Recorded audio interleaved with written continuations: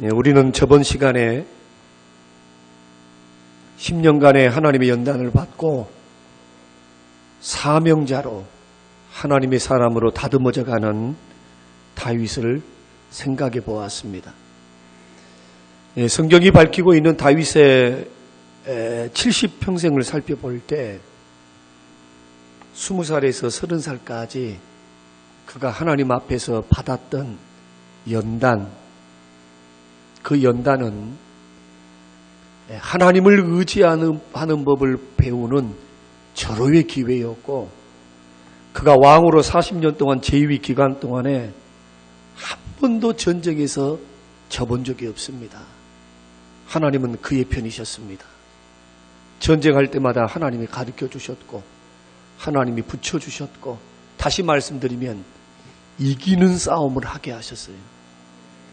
아예 질 것 같은 싸움은 허락하지 아니하시고 이길 수 있도록 하나님을 의지하는 그에게 하나님은 언제나 동행하셨고 하나님 그의 능력이 되어주셨습니다.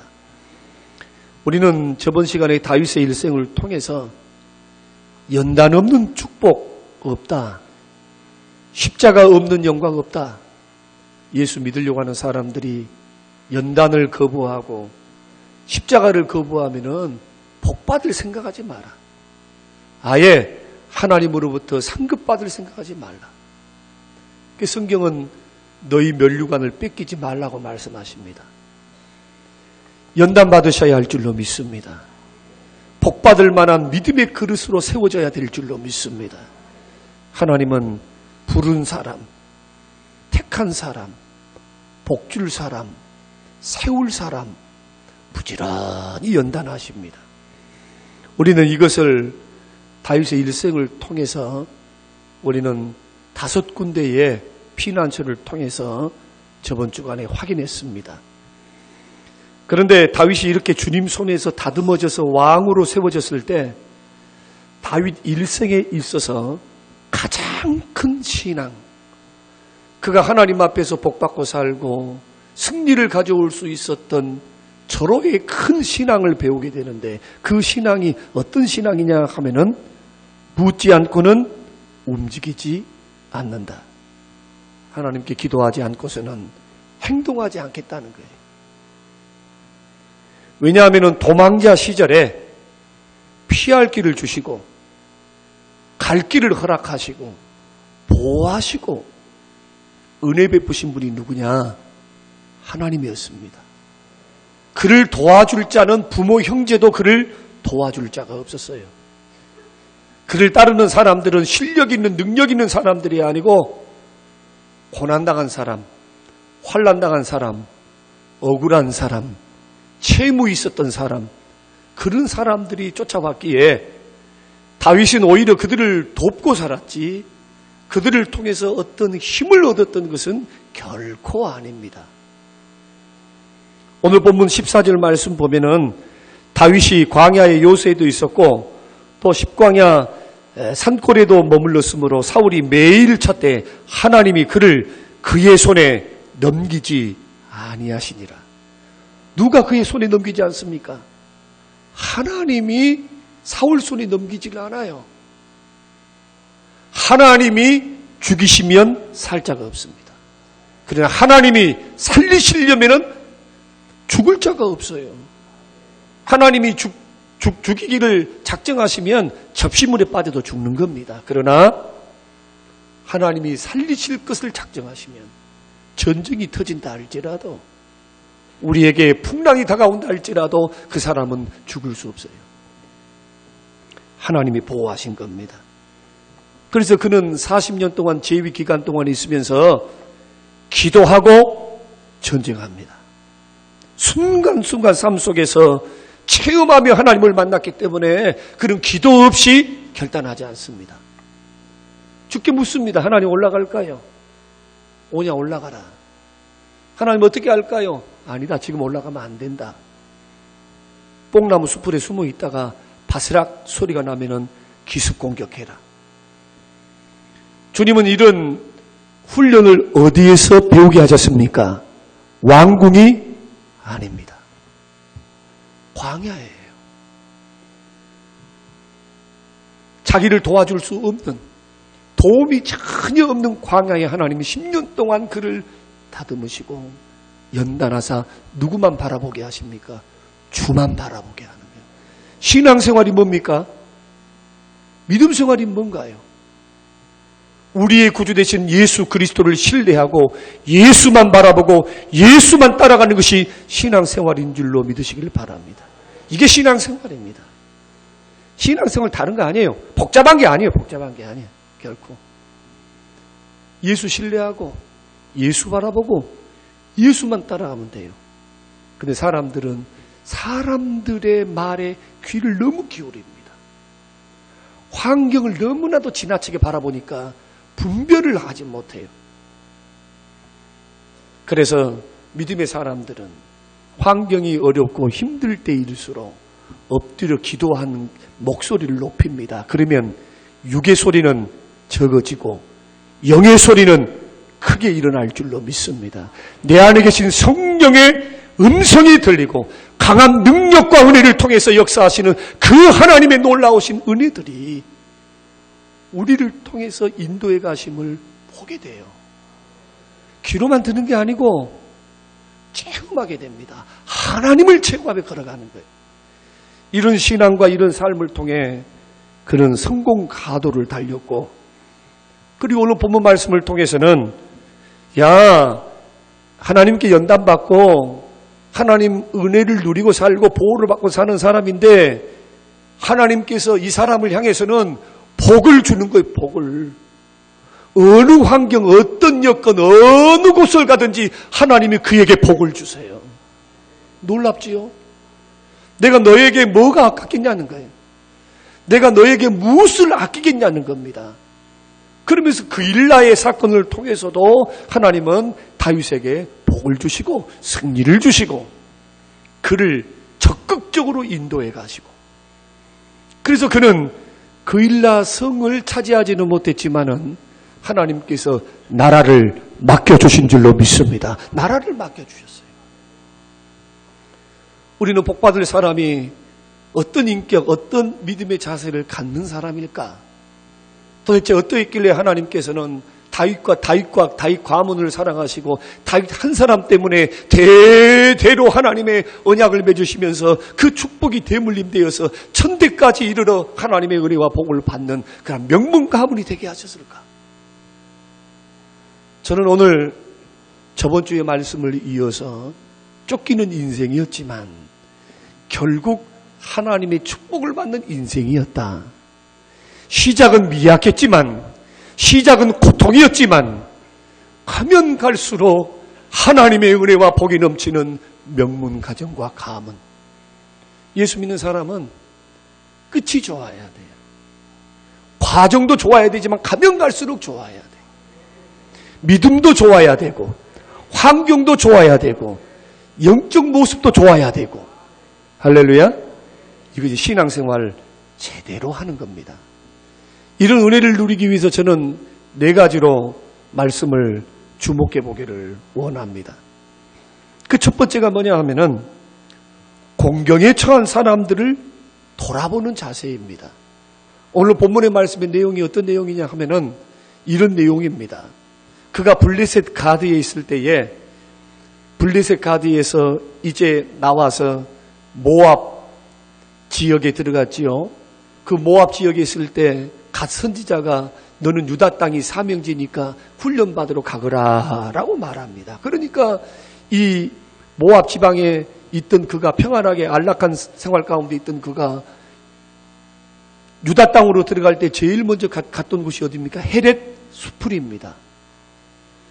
그리고는 헤렛 수풀에 있을 때에 높땅에 있었던 제사장 가운데에서 살아남은 아비아달이라고 하는 사람이 다윗을 찾아와서 보고하기를 사울이 높땅에 있는 제사장들이 다 자기를 도왔다고, 다윗을 도왔다고 85명의 제사장을 죽이고 남녀를 죽이고 자식들을 죽이고 어린아이를 죽이고 뿐만 아니라 성경에 보면은 나귀와 염소와 양과 생명이 있는 모든 것들을 다 죽이고 그 성을 완전히 멸망시켜버립니다. 그 소식을 가지고 다윗에게 찾아와요.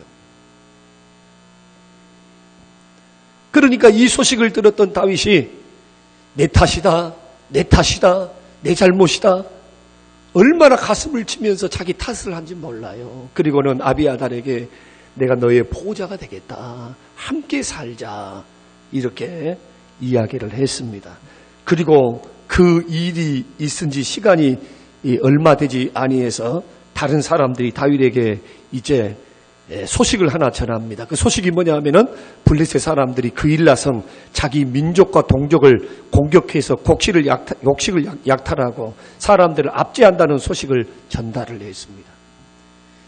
이에 대해서 다윗이 제일 먼저 이 소식을 듣고 제일 먼저 했던 것이 뭐냐 하면은 하나님 앞에 엎드려 기도합니다. 그 2절 말씀입니다. 주여 내가 가서 이 블레셋 사람들을 치리이까. 그때 주님이 내려가서 그일라 백성들을 도우라고 말씀합니다. 그러니까 이제 전쟁하러 나가자 다윗이 이렇게 사람들에게 말하니까 하나님이 응답 주셨다 이렇게 말하니까 주변에 있는 사람들이 뭐라고 만류하느냐 하면은 우리 코도 석자인데 지금 우리가 사울에게 쫓겨다니고 있고 사울은 우리를 잡아 죽이려고 이렇게 하고 있는데 또 전쟁을 일으켜서 적을 만들면 얼마나 전략적으로 어리석은 일입니까? 사람들이 만류를 해요. 그러니까 이 말을 듣고 또 다윗이 뭘 하느냐 하면은 이 문제를 가지고 하나님 앞에 엎드려 기도합니다. 이렇게 기도하는 거예요. 있는 그대로 고백하면서 기도합니다. 하나님, 코가 석자라네요. 지금 전쟁을 해버리면 숨을 곳이 없다네요. 그래 안 해도 사울이 저렇게 우리를 찾아와서 유다 땅에도 우리가 거할 수 있는 곳이 한정되어 있는데 블레셋과 전쟁을 치러버리면은 우리가 더 위치적으로나 우리 지위적으로나 축소가 되고 우리는 손해를 보니까 전쟁 안 했으면 좋겠다고 사람들이 말합니다. 하나님 어떻게 할까요? 이렇게 기도했더니 하나님 뭐라고 말씀하냐 하면은 너 내려가거라. 블레셋 사람을 너의 손에 붙였다. 이 응답을 딱 받고는 다윗이 제일 먼저 했던 것 기도였죠. 두 번째는 사람하고 의논하지 않습니다. 응답이 분명한 거예요. 할렐루야. 우리는 믿음의 길을 걸어갈 때 하나님으로부터 응답이 분명하면 이런 결단이 있어야 돼요. 하나님의 음성이 분명해요. 하나님의 말씀이 분명해요. 그러면 두 말 하면 안 돼요. 두 말. 하나님의 음성이 분명하고 하나님의 약속이 분명하면은 결단해야 돼요. 어떤 결단? 하나님의 말씀을 따라서 그 음성을 따라서 그 인도를 따라서 내려가야 돼요. 할렐루야. 그랬더니 어떤 일들이 일어났습니까? 다수는 그렇게 하지 말라라고 했는데 다윗은 하나님의 음성을 듣고 하나님 뜻이 무엇인가를 기도를 통해서 재차 조명을 받고 확신을 갖고 난 후에 결단했더니 오늘 본문 말씀 보면은 어떻게 이겼다? 크게 이기니라. 적게 이겼습니까? 크게 이겼어요. 마치 다윗과 주변에 그 사람들이 따르는 사람들이 눈으로 보란 듯이 하나님이 크게 이기게 하세요. 누가 했다는 겁니까? 하나님이 하셨다는 거예요. 하나님이. 근데 어떤 소문이 들리느냐? 오늘 본문에 보면은 이런 소문이 또 들려요. 지금 사울이 그일라 성에 지금 이 성에 거주하면서 그일라 성을 블레셋 사람들로부터 지켜냈다. 그리고 성에 있다. 라는 소문이 사울에게 어떤 사람이 밀고 해가지고 그 소문이 들어가기 시작합니다. 그러니까 사울이 이때는 이제 죽일 때가 이때다. 이제는 성에 갇혀 있으니까 도망 못 갈 거야. 성을 에워싸면은 반드시 다윗을 잡는다. 근데 또 놀라운 사실은 뭐냐 하면은 그 사실을 또한 다윗이 알게 됩니다. 다윗이 알아요. 그럼 우리 같으면은 전략 회의를 짜야죠. 어떻게 할까요? 하면서 전략을 짜야죠. 이 그일라 성의 사람들과 더불어서 함께 한판 붙어볼까요? 이런 말이 돼야 될 텐데 그는 또 그렇게 하지 않습니다. 뭐 합니까? 기도합니다. 또 주께 물어요. 하나님, 지금 내가 이런 소식을 들었는데 하나님, 사울이가 정말로 나를 죽이려고 내려올까요? 네 말대로 그렇게 한다. 그러면 또 하나님 앞에 또 묻겠습니다. 그러면 내가 그일라 성에 머물면서 지금 우리 군대와 그일라 성에 있는 이 백성들과 더불어서 연합전선을 펴서 사울과 싸우려고 할 때 이 그일라 백성이 내 편을 들겠습니까? 사울 편을 들겠습니까? 사울 편을 들어서 너를 넘겨줄 것이다. 자, 이 응답을 딱 받고 난 후에 보십시오. 놀랍게도 다윗은 또한 또 의논하지 않아요. 그 길로 하나님의 응답이 분명하니까 지혜를 발동하지요. 그곳에 있어서는 안 되겠구나. 떠나자. 그랬는데 떠날 때에 아둘람굴에 있을 때는 400명이었어요. 그런데 오늘 본문 13절 말씀 보면 600명입니다. 어떻게 됐을까요? 다윗의 용맹함, 다윗에게 하나님께서 사람을 붙이신 거예요. 지금으로 말하면은 배가 부응한 겁니다. 2분의 1이 부응한 거예요. 자, 이 사건, 이 일들을 통해서 도대체 복받을 만한 그러한 사람의 첫 번째 특징이 뭔가? 그 첫 번째로 공경에 처한 사람을 돌아보는 자세다라고 말씀을 드렸습니다. 1절이 그 말씀이죠. 자기도 쫓겨 있어요. 자기도 코가 석자입니다. 그런데 블레셋 사람들의 고통당한다는 소식을 듣고 외면했습니까? 외면하지 아니했습니다. 다시 말씀드리면 이웃의 고통과 아픔에 손을 내미는 사랑의 마음이 있었다는 겁니다. 여러분, 대통령이라면은, 왕이라면은, 한 어떤 단체의 지도자라면은, 지도자가, 왕이, 대통령이 가져야 할 첫 번째 덕목이 뭘까요? 그 두 말 할 필요 없어요. 애민사상이죠. 국민을 사랑해야 되고 따르는 사람들을 사랑하고 그들을 불쌍히 여기고 그들을 아끼는 마음이 있어야 될 줄로 믿습니다. 그 사람을 사랑할 줄도 모르고 불쌍히 여길 줄도 모르는 사람, 이런 사람이 지도자로 서 있으면 어떻게 될까요? 다 이용해 먹어버리죠. 다 사람들은 다 자기를 위한 다 도구들이에요. 예수님처럼 섬기는 자들이 아니고 다 도구예요. 나의 이익을 취하는 도구. 사랑하는 성도 여러분, 우리 하나님은 이웃의 고통에 동참한 자의 삶에 동참해 주시고 복을 주실 줄로 믿습니다. 잠언의 말씀 보면은 가난한 자를 구제하는 것은 하나님께 여호와께 빌려드리는 것이다. 교회는 건물이 아닙니다. 교회는 예수 믿는 사람들의 모임입니다. 교회를 섬기는 건 사람을 섬기는 거예요. 사람들은 교회 섬긴다니까 하나님 섬긴다 그래요. 뭘 몰라서 그럽니다. 하나님 중심주의가 사람을 섬기는 것이 두 번째고 세 번째다 그런 말씀이 아니에요. 보이는 사람을 사랑할 줄 모르는 자가 보이지 않는 하나님 어떻게 사랑해요? 보이는 부모를 공경하지 않는 자가 보이지 않는 하나님 어떻게 공경해요? 내 말이 아니고 주님의 말씀이에요. 교회는 건물이 아니에요. 사람입니다. 교회는 그리스도의 몸입니다. 교회와 예수님은 하나입니다. 교회를 위하는 것은 주님을 위하는 거예요. 교회를 하는 것은 주님을 하는 거예요. 그래서 사람을 섬기고 사랑하고 그 사람을 세워나가는 것은 굉장히 중요합니다. 그 사람을 섬기는 것이 예수님을 섬기는 겁니다. 마태복음 25장의 말씀 보면은 마태복음 24장은 종말장이고 25장은 천국 비유의 장인데 24장의 종말에 일어날 일들을 예수님이 다 설명을 해주셨고 25장에 가서는 천국은 마치 이와 같다라고 말씀하시면서 세 번의 비유를 말씀합니다. 첫째 비유가 뭐냐? 열처녀의 비유입니다. 열처녀의 비유. 예수 믿고 구원받았다고 하는 사람들이 신랑이 올 것을 지금 신랑이 더디 온다 해가지고 만약에 준비하지 않고 깨어있지 않고 기도하면서 등불을 준비하고 기름을 준비하지 않는 그러한 어리석은 자들은 신랑을 맞이할 수 있다 없다?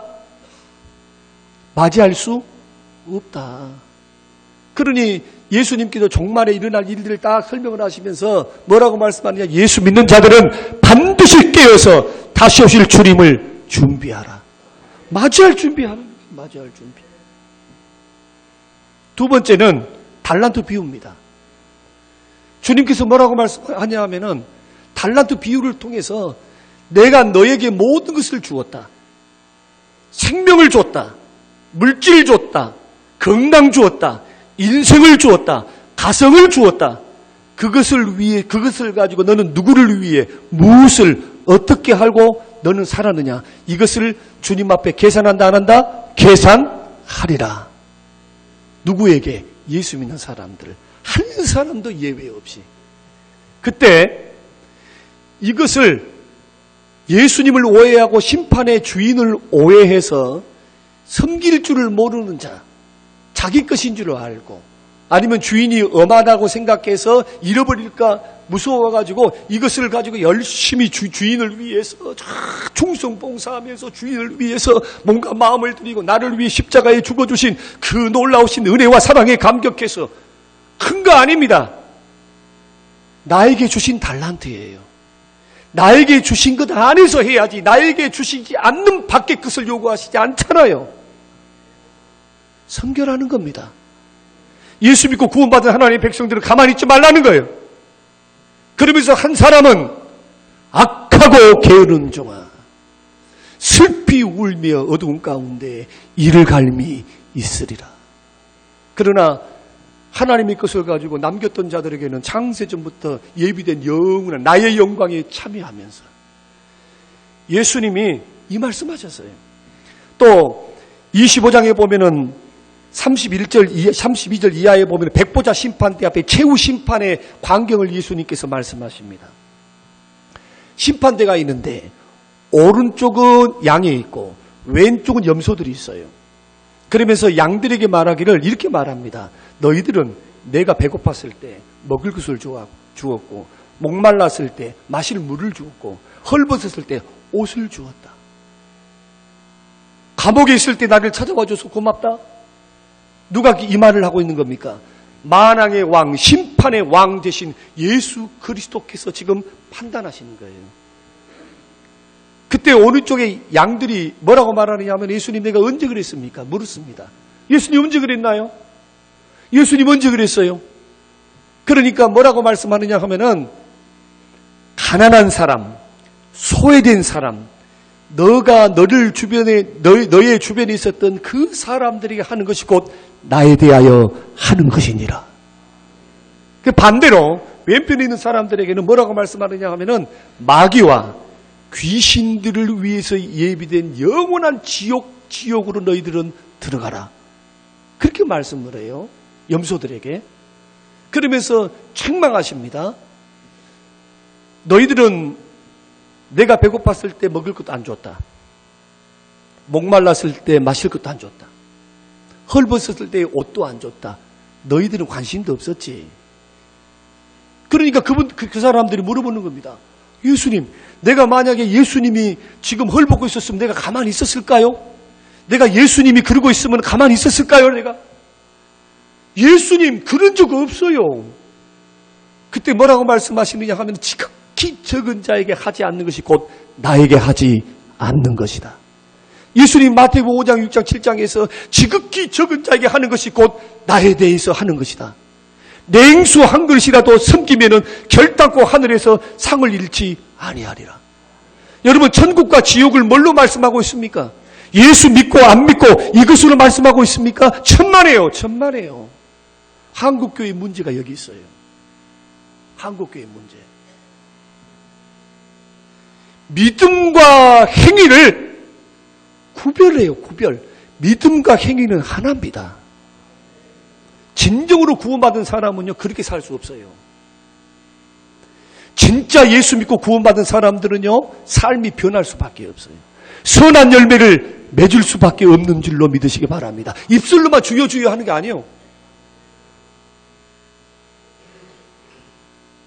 돌아가셨던 고 오카노 목사님께서 피를 토하는 심정으로 그가 폐암이었잖아요. 한국교회를 바라보고 한국교회 값싼 복음, 예수 믿으면 구원받았으니 죄를 지어도 괜찮아. 예수 믿고 구원받았으니 상처를 줘도 괜찮아. 회개하면 되지. 회개할 줄 모르고 주님 앞에 두렵고 떨림으로 설 줄 모르고 형제한테 미련한 놈이라면 지옥불에 들어가리라 그렇게 주님이 말씀하고 미워하는 것이 살인죄라고 그렇게 말씀해도 예수 믿으면 구원받고 영생 받아버려요. 칭의만 알지 성화는 몰라. 예수 믿고 구원받는 말만 50%는 알지. 주께서 나를 심판하시고 삶을 계산한다는 그런 삶 앞에 자기 인생과 삶을 어떻게 하나님 앞에 드려야 하는가에 대한 고민은 없어요. 그러니 복을 받겠어요? 순종해야 복을 받는 줄로 믿으시길 바랍니다. 순종해야 복을 받아요. 순종. 참된 구원은 순종이 따라가는 게 순종이. 행함이 없는 믿음은 죽은 믿음입니다. 귀신의 믿음이에요. 귀신은 알아. 아는데 뭘 못합니까? 하나님 말씀에 순종하지 못합니다. 아는 것을 여러분 착각하지 마세요. 그것이 구원받았다? 천만의 말씀. 구원은 구원받는 증거가 선한 삶이고 성령의 열매이고 여러분 순종이에요. 100% 순종하지 못한다고 순종 안 한다고요? 둘 중에 하나를 의심해야죠. 하나님 자녀인가요? 마귀의 자녀인가요? 하나님의 자녀들은 순종의 길을 걸어가요. 구원받았으니 하나님 자녀 되었으니 억만 가지 수만 가지 죄악에서 나를 구원해 주신 그 은혜가 크기 때문에 순종의 길을 걸어가. 가다가 힘이 들 때에 성령의 능력 구합니다. 하나님 능력 주세요. 성령의 은혜를 주세요. 죄를 미워하고 버립니다. 왜? 예수님이 그 십자가에 돌아가신 이유가 뭐냐? 하늘 아버지께서 그 독생자를 이 땅에 보내주신 이유가 뭡니까? 죄 때문이에요. 죄 때문에. 죄 때문에. 그래서 믿음의 길을 걸어갈 때는 반드시 삶의 열매, 성령의 열매 뿐만 아니라 선한 열매, 의의 열매, 거룩함, 믿고 난 후에 증거들이 나타나야 되고 성장하고 자라가야 될 줄로 믿습니다. 여러분, 그래서 주변에 돈만 없어가지고 어려운 사람이 있는 줄 아세요? 한국은 돈보다 더 어려운 게 있어요. 사람들이 영적 질병, 정신적인 질병들이 너무 많아요. 다시 말씀, 인격 장애자들도 많고 정신적으로 무너진 사람도 많고 영적으로도 어려운 사람 많고 믿음이 연약한 사람도 많고. 여러분, 그런 사람들 눈에 보이면은 믿음 없다고 손가락질하지 말고 그 사람들을 어떻게 해야 될까요? 보듬어 주시기 바랍니다. 손을 내미세요. 손을 내밀어. 여러분의 말 한마디 따뜻한 위로 하나가 자살할 사람 살릴 줄 어떻게 알아요? 힘들고 어려워 있는 그 사람들을 향하여 우리가 손을 내밀 때 말이요. 그 사람이 예수 앞으로 돌아와 복음 앞에서 복음을 듣고 믿는 믿음 안에서 구원받을 영혼인지 어떻게 아냐고요. 사랑 식어졌다 그러지 말고 주변에 아픈 사람, 없는 사람이 내 눈에 보이면 주께서 지금 나에게 말씀하는 거야. 야야, 너 나를 섬겨라. 누구 섬길래요? 목사님 섬길래요? 부자 목사 섬기지 마세요. 괜찮아요. 정말로 섬기기를 원하면 어려운 이웃들을 섬기세요. 갚을 수 없는 사람 섬기세요. 물론 교회를 예수님은 동일시했고 가난하고 없는 사람들 동일시했고 주의 종들에게 하는 것은 곧 나에게 하는 것이다 동일시했으니까 그런 믿음으로 하면 믿음대로 상급 받으면 되는 거예요. 그러나 주변에 이런 어려운 사람들을 보이면 가만히 있지 말고 커피 한 잔이라도 사줘요. 얼굴이 좀 우중충하고 있으면은 가만히 있지 말고 여러분 전화 한 통화라도 하세요. 뭔 일이 있는지. 내가 사랑하는 사람, 나한테 잘하는 사람한테 하지 말고 오히려 더 어디에 신경 써야 되느냐? 나하고 멀리 있는 사람에게 신경 써야 상이 있어요. 예수님 말씀이에요. 예수님 말씀이에요. 이런 사람에게 복을 안 주면 누구에게 복을 줘야 됩니까? 이런 사람에게 복을 줘야죠. 그래서 구제하는 것은 하나님께 빌려드리는 거예요. 주라, 그래야면 내가 넘치도록 주리라. 이 주는 사람은 어떤 사람일까요? 내 것을 내 것으로 여기지 않고 주의 것으로 인정하면서 주변 사람에게 자꾸 준다고요. 저는 축복을 흘러보내는 축복의 통로, 은혜를 흘러보내는 은혜의 통로, 위로를 흘러보내는 위로의 통로가 우리 모두가 되시기를 주의 이름으로 축원합니다. 이게 복받을 사람의 첫 번째 자세. 두 번째는 따라서 한번 해보겠습니다. 그럼에도 불구하고 순종하겠습니다. 이래야 복을 받아요. 자, 한번 봐보세요. 오늘 본문의 말씀을 보면은 그 일나에 대한 소식을 딱 듣고 5절 말씀 보면 첫 번째 행동이 뭐냐면 기도죠. 기도. 블레셋을 쳐야 합니까? 근데 만류해요. 아니요. 지금 우리 코가 석자예요. 지금으로 말하면 우리 사업이 그렇고 내 인생이 그렇고 우리 가정이 이러니까 이걸 아무리 저 사람들 도와주라고 뭐 어쩌고 해도 이거 안 돼. 지금 내가 죽을 판이요. 그 하나님 앞에 엎드려 기도만 하면 뭐라고 말씀하냐면 아니요. 주님 뭐라고 말하? 해라. 감동을 줍니다. 주변 환경과 여건은 아니다고 말을 하고 사람들은 아니다고 말을 하는데 엎드려 기도만 하면 성령께서는 뭘 주시느냐? 감동을 주십니다. 내 안에 계신 성령이 감동을 주는 거예요. 하라고. 그때는 어떻게 해야 되느냐? 환경에도 불구하고 사람의 말에도 불구하고 주님 따라가십시오. 할렐루야. 주님 따라 순종하세요. 순종했더니 어떤 승리를 주십니까? 적은 하찮은 승리 아니에요. 성경이 뭐라고 말씀합니까? 크게 이기니라. 큰 승리를 하나님 주신 겁니다. 예수 믿는 사람들은요, 이렇게 믿어가야 돼요. 하나님이 명령하신 그곳이 광야라 할지라도 명령하신 그곳에 하나님 뜻하신 곳에 머물러 있으면 하나님이 책임지십니다. 믿습니까? 목회할 때도 마찬가지. 하나님 눈에 들기만 하면 돼요. 사람들의 눈에 든 것이 아니고 먼저는 하나님 눈에 들어야 돼요. 이게 분명해야 돼요. 이게. 하나님 뜻하신 곳에 머물러 있으면 광야라 할지라도 왜 하나님이 광야에서 샘이 솟도록 못하게 하실까요? 광야에 길을 안 내실까요? 광야에 먹을 것 안 주실까요? 하나님은 하실 수 있어요. 대안이 있다는 거예요. 하나님은. 근데 하나님은 우리에게 뭘 보기를 원하시느냐? 그 능력이 있어도 순종이 없으면 축복을 못 받습니다. 다윗에게 이걸 배우셔야 돼요. 어떤 사람들은 기도는 주구장창 열심히 잘해요. 보면 1시간, 2시간, 3시간. 근데 저는 묻습니다. 새벽에 나오신 분들은 책망 많이 받잖아요. 저한테. 기도 열심히 해. 그럼 내가 물어봅니다.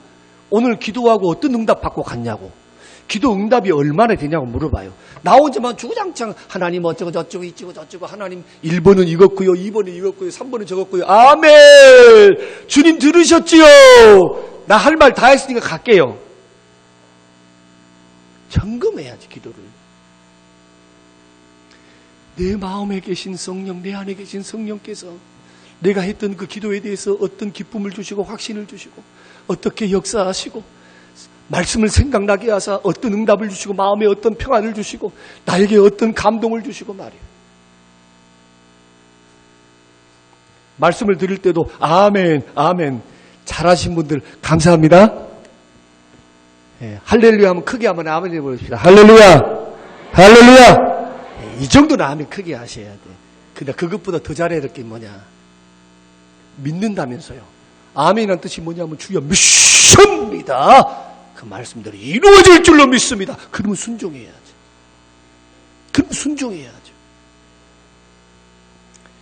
어떤 사람들은 할 수 있는 것만 가려서 순종해요. 이것 때문에 이것은 안 되고 저것 때문에 이것 안 되고 저것 때문에 안 돼요. 하나님 못해요.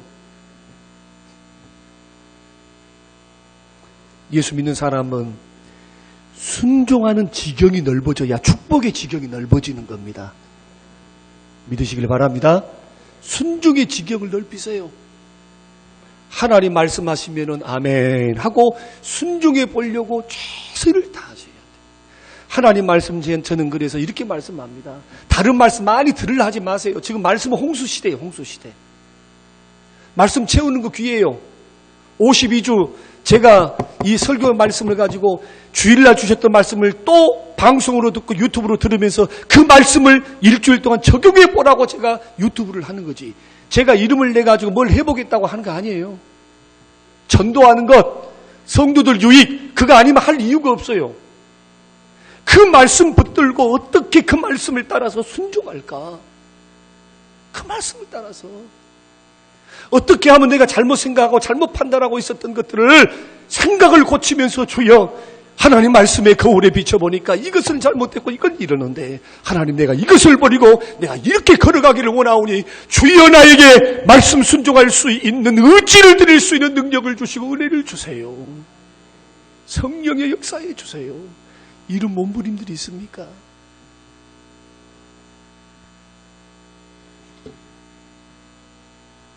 그럼에도 불구하고 순종하라. 오늘 다윗을 통해서 주시는 말씀이에요. 오늘 우리에게 그럼에도 불구하고 내 말에 순종하라. 순종은 축복의 문을 여는 열쇠와 같아요. 저는 이 말씀을 준비하면서요 많이 회개했어요. 목이 쉰 것 보세요. 아파서 쉬었지만은 이 말씀을 생각하면서 정말 나는 복 받을 자일까? 생각해 보면은 너무나 과분한 은혜와 복을 받았어요. 아무리 이 말씀 생각해 보고 네 가지 말씀을 생각해 봐도 아무리 봐도 복 받을 자격이 하나 없는데 하나님 왜 이렇게 은혜를 베풀어 주시지? 그러나 한 가지가 있어요. 남들에게 없는 한 가지. 제가 전도사 시절 때도 그랬고 개척 시절도 그랬고 교회 부임에 와서 그랬고 여러 번 내가 설교를 냈어요. 한 가지. 주님을 사랑하는 것은 주여 2등하기 싫어요. 나 부족하고 연약하지만 주님을 사랑하는 거 1등하고 싶어요. 1등. 예수님만 생각해도 눈물 나고 십자가만 바라보도 감격하고 하나님 사랑에 찬양에 예수 이름을 선포하면 가슴이 뜨거워져요. 가슴이. 믿음의 길을 걸어갈 때 주님을 사랑하는 건 다른 거 아니에요. 계명을 지키는 것이 주님 사랑하는 겁니다. 예수님이 직접 말씀하셨어요. 나를 사랑하는 것은 이것이다. 계명을 지키는 것이니라. 하나님 사랑하고 이웃 사랑하는 계명을 지키는 거예요. 그런데 하나님께서 순종하면은 상급만 주십니까? 축복도 주세요. 세상에 이런 좋은 하나님이 어디 있어요? 순종의 지경을 넓히시기를 주의 이름으로 축원합니다. 세 번째는 남 탓하지 말라는 거예요. 어떤 환경, 어떤 여건이시든지 남 탓하지 말라. 원망하지 말라. 13절. 자, 23장 10절 이하에 보면은 다윗이 그일라에 있다는 소식이 사울에게 알려졌지요. 사울이 그일라를 쳐들어온다는 소식이 들리자 다윗이 어떻게 응답합니까? 기도하지요. 기도하면서 주여 그일라 성읍을 멸망시키려고 사울이 쳐들어오겠습니까? 오, 쳐들어온다. 그러면 이 백성이 나를 넘길까요? 오, 네 말대로 그렇게 넘길 거야. 그러니까 자, 원수로부터 그일라 백성을 구원해 줬는데 하나님 응답하기를 얘들은 은혜를 원수로 갚는 자들이구나.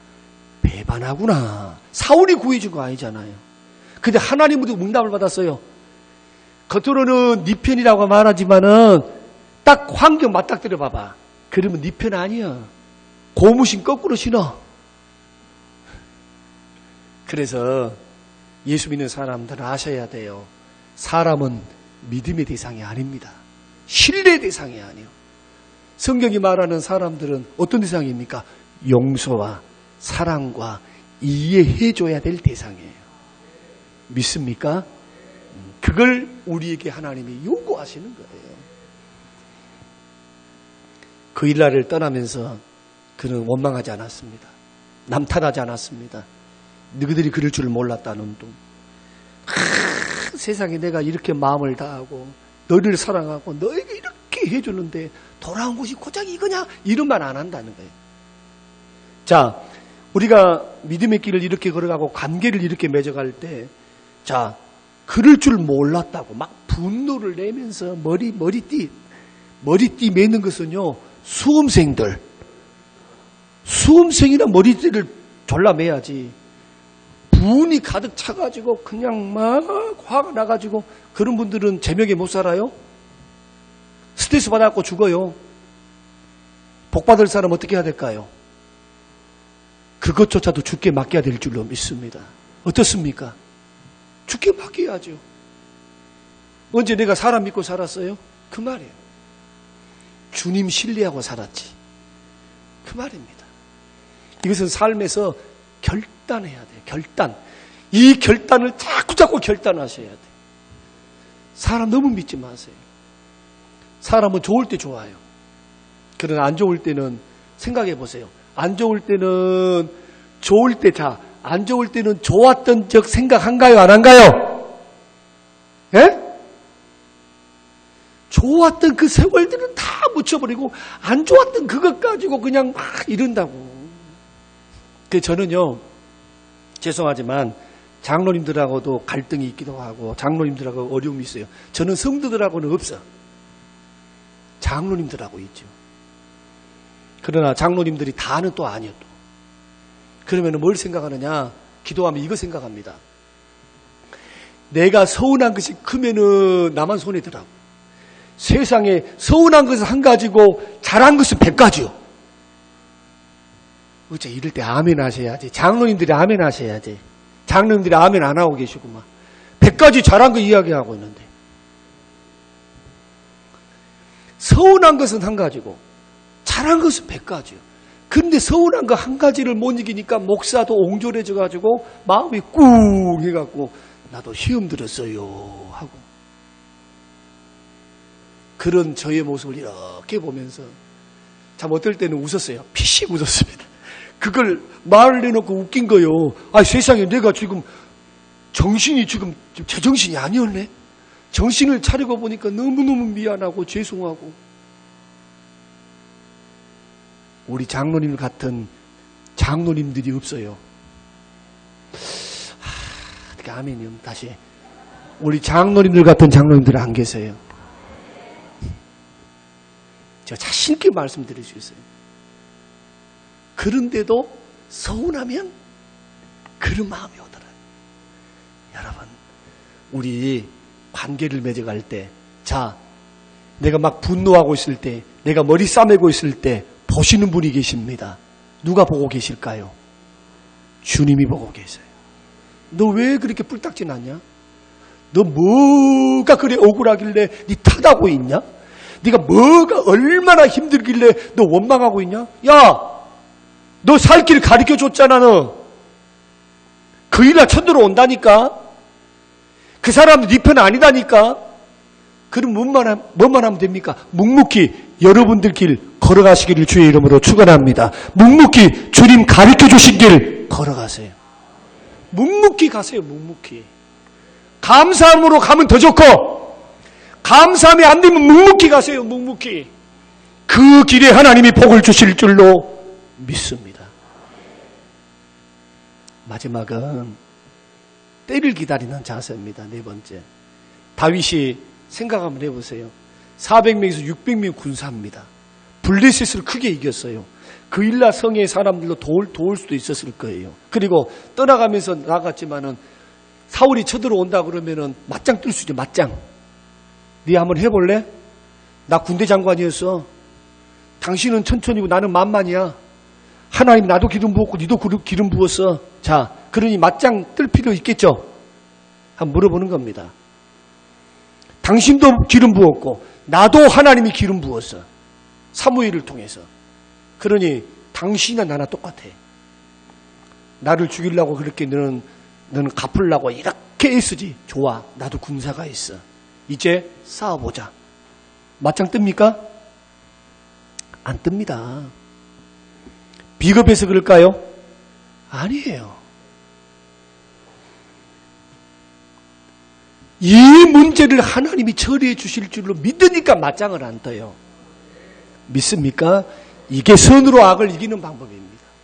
이 방법은 너무 어려워요. 왜? 나를 쳐서 복종시키지 않으면 이 길 걸어갈 수가 없어요. 내 성격이 죽어야 되고, 내 판단이 죽어야 되고, 내 자아가 죽어야 되고, 내 의가 죽어야 되고, 철저히 깨트리고 죽어지고, 누구만 살아야 될까요? 주님의 뜻과 주님의 인도하심만 계셔야 돼요. 그러니 이 길이 얼마나 어려운 길이요. 이 길 때문에 예수님도 묵묵히 변명하지 않고 십자가 이 길을 걸어가신 겁니다. 그러나 예수님은 어떻게 하셨습니까? 만왕의 왕이 되셨어요. 십자가에서 승리했습니다. 오늘 믿음의 길을 걸어갈 때, 은혜의 길을 걸어갈 때 어떤 문제를 당하든지 다 적용해 보세요. 반드시 하나님이 처리해 주실 때가 있는 줄로 믿습니다. 도와주실 때가 있는 줄로 믿습니다. 이런 때일수록 우리는 어떻게 해야 되느냐? 이렇게 해야 돼요. 하나님 앞에 바른 모습으로 서 있기를 노력하고 애쓰셔야 돼요. 똑같으면 똑같지. 니나네나 똑같아. 그러나 상대방은 그런다 할지라도 나는 주님 앞에 서서 힘들고 어렵지만 이것은 절대로 쉬운 게 아니에요. 오늘 맥주감사주의를 여러분이 맞이하면서 4가지로 설명을 드렸습니다. 복을 받을 수밖에 없는 신앙인격 4가지. 공경에 처한 사람 어떻게 알아? 외면하지 말고 도와주라. 따뜻한 손을 내밀어야 돼요. 여하튼 아픈 사람이 있고 병든 사람이 있으면 예수님이에요. 가난한 죄송합니다. 돈 없는 분들이 오면은 예수님이에요. 하도 오니까 제가 있으면 맨날 문을 두드려요. 옆에 문을 두드리면 좋은데 내 문을 두드려 없으면 나는 그래서 성도인 줄 알고 기분 좋게 할렐루야 하고 나간다고. 그러면 선생님 왜 오셨어요? 뭐 구제비 받으러 왔는데요. 어제도 오고 그제도 오고 그래서 하도 오길래 아이고 젊으신 분이 이제 그만 오세요. 그러니까 뭐라고 하면 목사님 그래 알고 목사님 그런 말 하지 말라고요. 그런 말 하지 마세요. 일용직 근무하는데요. 뼈가 다 부러져가지고 지금 봉합수술해가지고 제가 골병이 있어요. 겉으로는 멀쩡한데 그 후로부터는 두 말 하지 않고 줘요. 또 오셨냐고. 커피까지 얹어서 줘. 막대 커피. 그 자기들이 알아. 목사님 오늘은 커피 5개 주면 안 됩니까? 왜요? 저 밖에 5명 있어요. 전도의 구제의 전도를 또 해. 그 사람들이. 얻어가지고. 말씀에 순종한다. 그럼에도 불구하고 남의 탓하지 말자. 때를 기다리자. 이 4가지를 여러분들이 오늘 적용하시고 이 4가지를 다 하나로 모으면 뭐가 되느냐? 하나님을 향한 신뢰에서 나오는 자세가 되는 거예요. 주님을 믿기 때문에 이렇게 하는 거예요. 오늘 이 말씀 여러분 잘 적용하시고 마음에 새기셔서 오늘 이 말씀이 생명이 되시고 맥주감사주일에 복이 되는 귀한 말씀 되시기를 주의 이름으로 축원합니다.